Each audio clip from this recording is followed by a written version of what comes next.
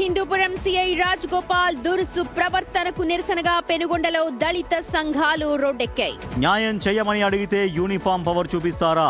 రక్షణగా నిలవాల్సిన కాకీలే చేయి చేసుకుంటే ఇక సాధారణ జనాలకు రక్షణ ఎక్కడుంది అని ఫైర్ అయ్యాయి.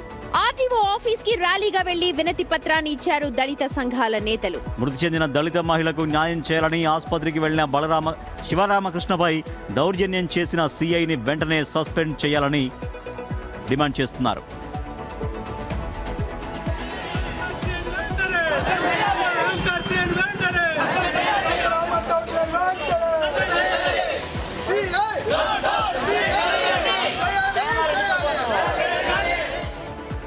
తక్షణము సిఐ రాజగోపాల్ నాయుడు గారి మీద చర్యలు తీసుకోవాలి, సస్పెండ్ చేయాలి, అదేవిధంగా విధుల నుండి బహిష్కరించాలి.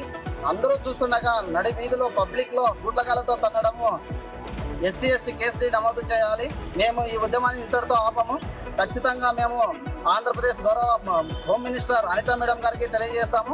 అంతేకాకుండా ఆంధ్రప్రదేశ్ ఎస్సీ కమిషన్ గారికి, అదేవిధంగా జాతీయ ఎస్సీ కమిషన్ దృష్టికి తీసుకెళ్లి ఈ ఉద్యమాన్ని తీవ్ర రూపం తెలుస్తాము.